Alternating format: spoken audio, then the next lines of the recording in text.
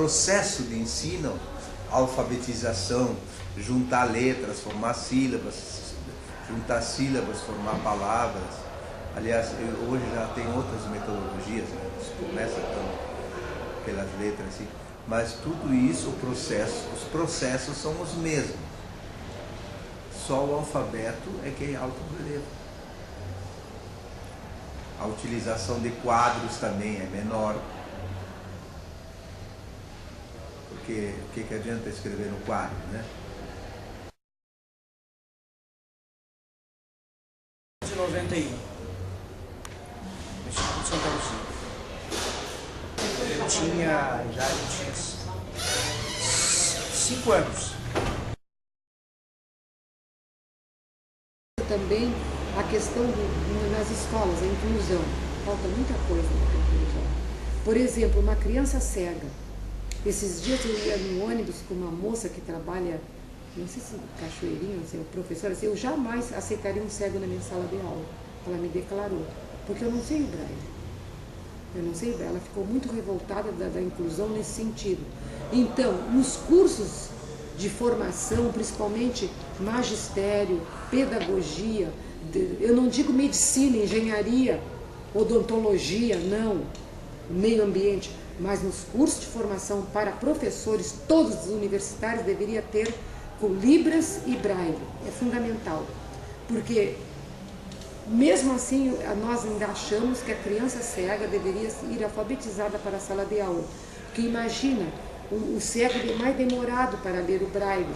Imagina que o processo de alfabetização de uma criança cega é diferente da criança que enxerga, com certeza, é bem diferente. Então a criança deveria ir para a sala de aula dominando o sistema braille, da segunda série em diante. Assim pensa o professor Valdinha, a professora Vilma De Piccoli e outras pessoas que são especializadas nessa área. Porque o que acontece? Eu fiz muitos trabalhos em escolas do estado, onde eu dava no chamado ensino itinerante. Eu cheguei numa escola na Zona Norte e fui bateu o sino, 1h30.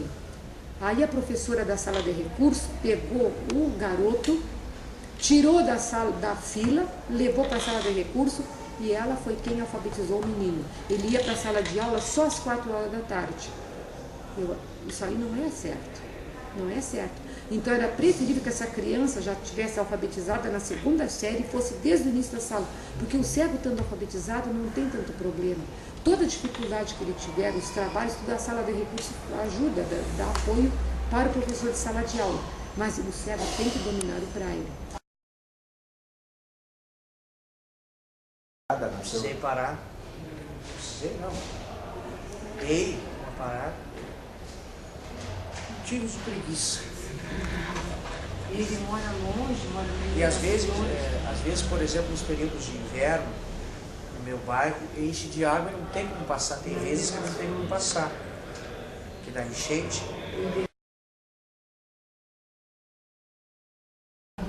E eu fiz 2 faculdades ligadas à música, porque eu sou bacharel em música e sou professor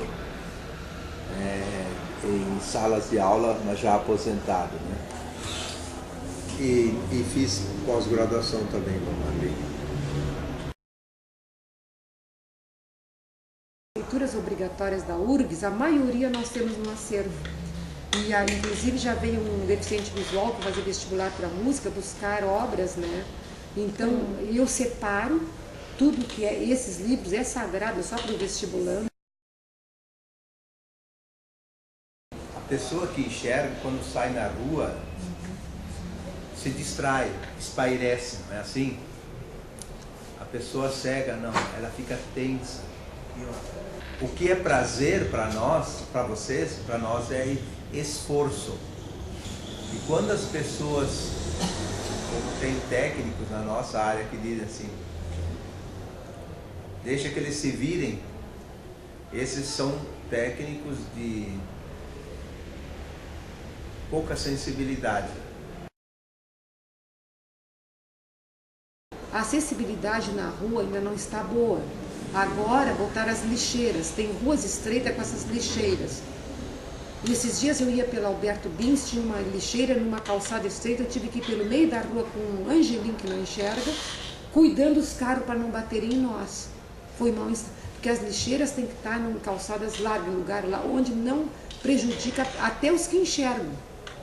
Porque as pessoas correm risco de vida quando uma lixeira está colocada no meio de uma calçada estreita. Os orelhões também. Literatura, livros espíritas, eu gosto mais de literatura, livros tipo Harry Potter e livros de histórias. Eu gosto muito de ler. Tem os informativos também, da Dorina, que eu tirei. É muito bom ler. Gosto muito de ler. O Braille. Eu gosto muito de escutar CD, mas eu gosto mais de ler os livros de Braille. Nós temos em volumes 5.853 volumes. Não sei se precisar assim o número de obras, isso em livros Braille, né? Agora em CDs nós contamos com 1.119 CDs em MP3. Nós temos dentro do nosso acervo obras dos mais variados assuntos: língua portuguesa, literatura, história, geografia, química, física, matemática, livros espíritas. O acervo Braille tinha um acervo que pertencia à Biblioteca Pública do Estado. Aí veio para Lucília Mince numa salinha que funcionava aqui na Casa de Cultura Mari Quintana. Bom, aí no fim de 2002, o acervo voltou ao seu berço original, que é a Biblioteca Pública ali na Rua Riachuelo. E ali nós começamos a implementar o setor Braille, houve a modernização do setor Braille com a nossa diretora Morgana Marcon, né? Ela comprou computadores, impressora Braille, máquina Braille, desenhador, regletes, punções e começou a implementar o setor, inclusive. Sim, os professores incentivavam. E é bom ler. É bom ler porque a gente aprende até a falar melhor. Aprendemos até a falar melhor, a escrever melhor. Para nós está incômodo, porque nós não temos uma sala exclusivamente só nossa. Aqui agora está saindo aos poucos, ainda não conseguiram tirar os livros do sistema. O meu colega que trabalha com restauro está junto. E o pior de tudo isso é a poluição sonora, que tem mezanino, tem eventos culturais. Então os deficientes visuais não podem fazer assim um trabalho de pesquisa nesse setor. Então o que a gente faz? Nós emprestamos as obras, eles levam para casa. Quando é livros em Braille, eles ficam 14 dias com a obra. Quando é CDs gravados, MP3, são 7 dias. Se eles... Muito pouco, máximo 15 por mês. E lá no outro era 112, 120, baixou muito. Baixou por causa da distância. O estímulo para andar na rua é muito pequeno.